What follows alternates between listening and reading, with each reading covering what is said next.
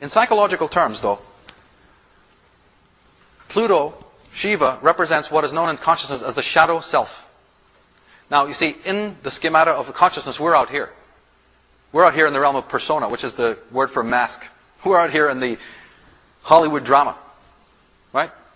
The mask, the show of masks. And we become so identified with this extreme edge of consciousness, the fashions, what are we going to look like, appearances, and the whole 9 yards.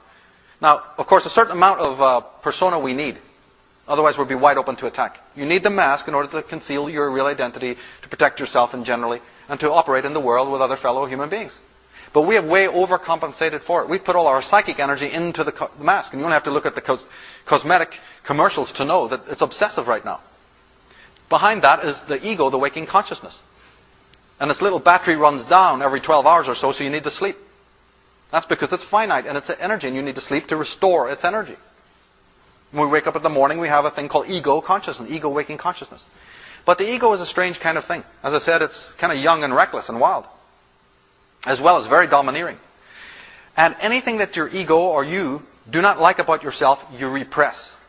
And the repressions of all the stuff that you despise about yourselves becomes what's known as the shadow personality. And it's kind of in the unconscious realm. It's not even in the conscious realm because you're not aware of it. It's like the director's cut of your life. See, when you're living your life and experiencing all sorts of things, you want to have the nice clips that you cut out and put them on the coffee table, the family album. But what about the backstory that's really been filmed, that footage that you hide away, that one day when you leave this planet is going to be played for you in the dark room? They're going to say, come this way. We've got something to show you. Remember all that film you stored away in the attic, meaning your unconscious mind? We're going to run you an amazing film here. This is a real slasher horror one. This is Stephen King and more. You want to see the John Carpenter, Friday the 13th, part 14? Here it is. The shadow is the repressed stuff that we don't show to the world, and we even forget. Now, for those who find it hard to understand what repression is, it's forgetting something and then forgetting that you forgot about it.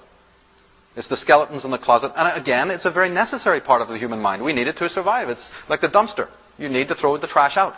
But we've again overcompensated. We're doing it too much. And it causes enormous psychic problems. Carl Jung said that the shadow is a moral problem that challenges the whole ego personality. For no one can become conscious of the shadow without considerable moral effort. He's talking spiritually there. He's saying that for you to be integrated, you're going to need to integrate with your shadow, because those are aspects of yourself that you've thrown away. And you're not getting to the light. See, the self, the true person, is way back here. For the hell, you can forget about the self. We're into ego world. And the ego is doing itself a disservice by constantly denying aspects of its own self. Now, you know something? There was books left out of the Bible, and it's important to start finding out why. Jesus said in the Gospel of Thomas, this is one of the great Gnostic Gospels that was thrown away, when you see your likeness, you rejoice. But when you see your images which come into existence before you, which neither die nor are made manifest, how much will you bear? Now, it's very flowery language, a different language, but can you see now what is being said here?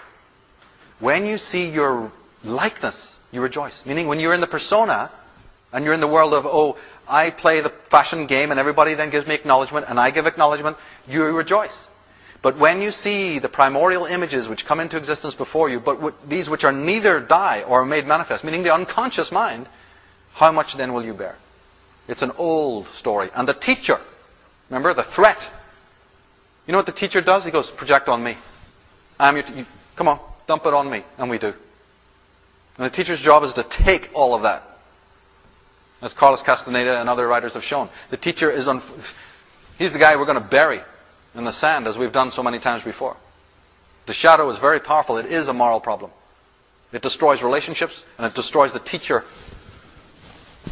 relationship with the one who's receiving the teaching. Yeah, looking at who we are, it's all it's about. The only solution is to look at who we are. As Alexander Pope said, know then thyself. Presume not God to scan. The proper study of man is man. William Blake said, thine own humanity learn to adore. But Carl Jung put it this way. He said, look, people will do anything, no matter how absurd, to stop from facing their souls. Ever been outside recently? Ever turned on the TV recently? He's exactly right. People will do anything, no matter how absurd. And all that carnival that you see out there and all the distraction and nonsense that this world is wall-to-wall full of, that's what he's talking about. I must live in the Bahamas. I must live in a one-season world. I don't want to be looking at any of that stuff. Well then, okay. But then you've just condemned the world to horrors. You're just making a person in your life, your partner or your children, the victims, the slaves to your inability to face yourself. You're now having a person fill your void and your emptiness because you're not a whole person. And now you've enslaved that wife or that husband or that child or that animal or your workmates to your own form of tyranny. Yeah, you can't call the police on it and you'll never get the court over it to prove that it's there, but it's there.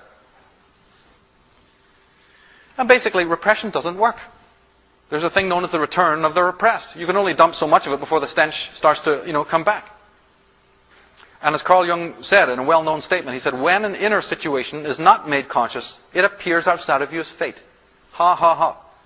Because there's a strange contract between the unconscious energy of our minds and the world, the energy that built the world. They conspire together. They're built out of the same stuff. So behind the back of the ego, the unconscious mind, the shadow, conspires with life, with material existence, to bring in front of you the very people, the very person, the very challenges, right?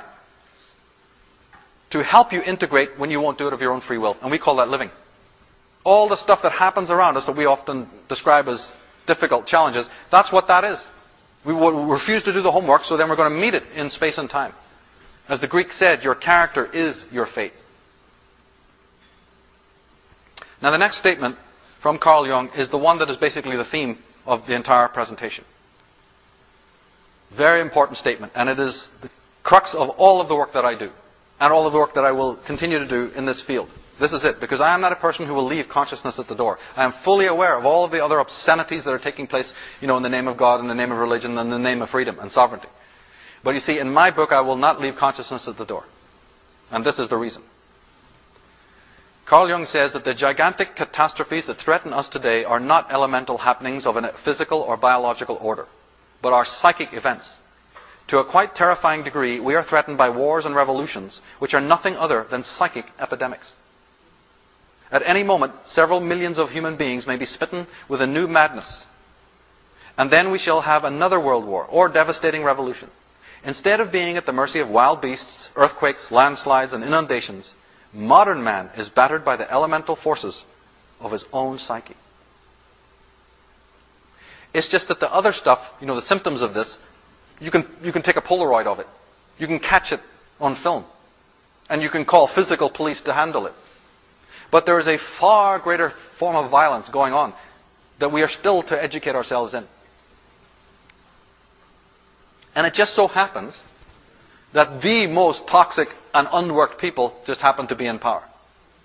So we've just diagnosed them. They just happen to be the ones most infected by the epidemic. And they're walking loose and hoping that you'll catch it too. But they're not what we first think that they are. They're not just mad politicians, whatever. These are people who have an epidemic. And they happen to always rule the societies because we let them. We permit it to happen.